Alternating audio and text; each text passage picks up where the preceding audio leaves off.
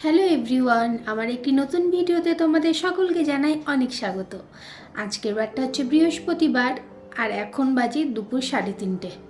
তো আমি কিছু সবজি এখানে অর্ডার করেছিলাম, সেগুলোই ধুয়ে জল ঝরাতে দিয়েছিলাম।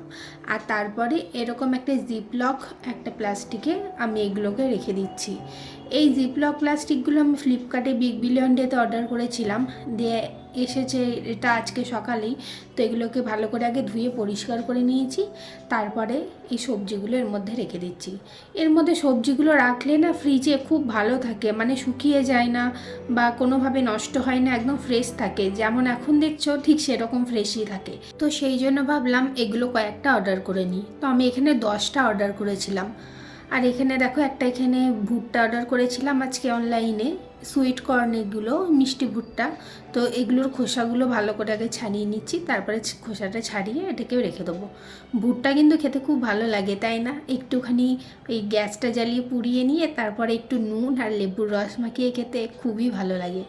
এই জন্যই অর্ডার করলাম। বহুদিন খাইনি ভুট্টা, সে কবে খেয়েছি মনে নেই, তাই ভাবলাম একটা অর্ডার করে নেওয়া যাক। আর অনেকটা বড় দিয়েছে ভুট্টাটা, একটা আমি গোটাও নিজে খেতে পারবো না। চলো একে একে সব সবজিগুলো এরকম জিপলক প্যাকেটে ভরে নিই। এখন টমেটোগুলো ভরে নিলাম। এরপরে ওই যে ফুলকপি বাঁধাকপি অর্ডার দিয়েছিলাম, ওগুলোকে একটুখানি করে ভাবছি কেটে কেটে ভরে নেবো। একটু কেটে কেটে ভরে নিলে সুবিধাও হবে, কাটা থাকবে জিনিসটা, রান্না করার সময় আমাকে আর বেশি কেটে রান্নাও করতে হবে না, সহজ হয়ে যাবে ব্যাপারটা। সেই জন্য ভাবলাম ফুলকপিগুলোকে এরকম একটু ছাড়িয়ে ছাড়িয়ে ওই জিপলক প্যাকেটের মধ্যে রেখে দেবো।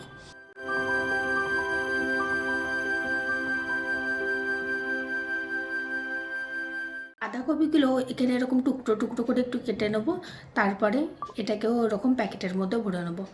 বাঁধাকপিটার এই সাইডটা একটু কেটে বাদ দিয়ে দেবো, ওই গোড়ার দিকটা, তারপরে এগুলো প্যাকেটে ভরে নেবো। প্যাকেটে ভরতে ভরতে দেখছি একটার আর জায়গা হলো না। তো কি করব, সেটাকে আবার একটা আলাদা একটা প্লাস্টিকের মধ্যে সেটাকে ভরে রেখে দিলাম। এটা আগে ইউজ করে নেওয়া যাবে। আমি এরকম প্যাকেটেও সবজি রেখে দেখেছি, আবার এরকম নর্মাল এমনি খুলে যেরকম ফ্রিজে সবজি রাখে সেভাবেও রেখে দেখেছি। তো দেখেছি সেই সবজিগুলো একটু তাড়াতাড়ি শুকিয়ে যায়, ওই জন্য ভাবলাম এবারে প্যাকেটের মধ্যে ভরে ভরেই রেখে দেবো। এবারে এই সারা সপ্তাহের পেঁয়াজ রসুন আদা এগুলো একটু করে ছাড়িয়ে নেব। ছাড়িয়ে ছাড়িয়ে এগুলো একটা ওই এয়ারটাইট একটা কোটো করে রেখে দেবো এগুলো, কেননা অনেকটা সকালে উঠে রান্না করতে হয়, অরিন্দমের অফিস থেকে, তো এগুলো ছাড়ানো থাকলে খুব সুবিধা হয়। আর নর্মাল দিনেও খুবই সুবিধা হয় কিছু রান্না টান্না করতে গেলে, যদি ছাড়ানো থাকে হাতের কাছে সমস্ত কিছু। তো রসুনগুলোর মুখগুলো কেটে এগুলোকে একটু জলে ভিজিয়ে দিলাম, আর এদিকে আদাগুলোকে একে একে এরকম করে ছাড়িয়ে নেব। এদিকে আদা ছাড়ানো হয়ে গেছে সব, আমি পেঁয়াজগুলোকে একে একে নিয়ে আসছি। পেঁয়াজগুলোকেও কেটে খোসাগুলোকে ছাড়িয়ে নেব, তারপরে এগুলোকেও একটা এয়ারটাইটের কন্টেনারে আমি রেখে নেব। এদিকে পেঁয়াজগুলো এরকম মাঝামাঝি করে কেটে নিয়ে তারপরে এই সামনের আর পেছনের দিকটা কেটে বাদ দিয়ে দেবো। আর এইভাবেই একে একে সব পেঁয়াজগুলো এরকম করেই কেটে নেব। ও বাবা, চোখে দেখছি খুব ঝাঁঝ লাগছে। আগে ভাবলাম এই পেঁয়াজগুলোকে আগে এই জলের মধ্যে ভিজিয়ে রেখে দিই, তাহলে ঝাঁঝটা একটু কম লাগবে। এত ঝাঁঝ, চোখ দিয়ে জল বেরিয়ে যাচ্ছে। ওই কটা পেঁয়াজ ভেজানো থাক, ততক্ষণে বাকি পেঁয়াজগুলো ওরকম করে কেটে নিই। আগেকার পেঁয়াজগুলো যেগুলো ভেজানো ছিল সেগুলো তুলে নিয়েছি, আর পরে যেগুলো কাটলাম সেগুলো আবার ভিজিয়ে দিলাম ওই জলটাতে।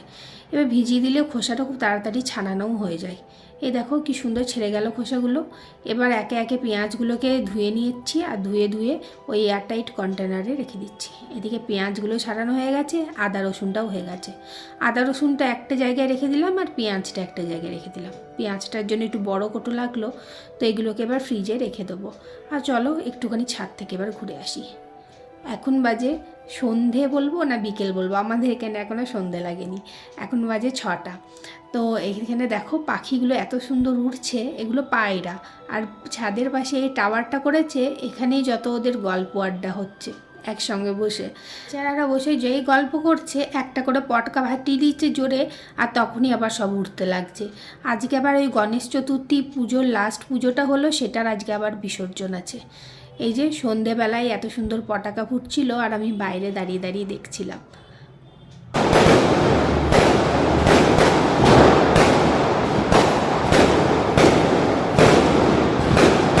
এই রাতের অন্ধকারে কি সুন্দর লাগছে না দেখতে, এখন বাজে 7:30, একদম অন্ধকার হয়ে গেছে। ভিডিওটা তাহলে আজকে এখানেই শেষ করছি। সবাই খুব ভালো থাকবে, সুস্থ থাকবে। আবার দেখা হবে অন্য কোনো এক ভিডিওতে। ভিডিওটা ভালো লেগে থাকলে লাইক, কমেন্ট, শেয়ার করতে ভুলো না। আর আমার পেজটা যারা এখনও ফলো করোনি তাদের কাছে একটাই অনুরোধ, পেজটাকে ফলো করে পাশে থেকো।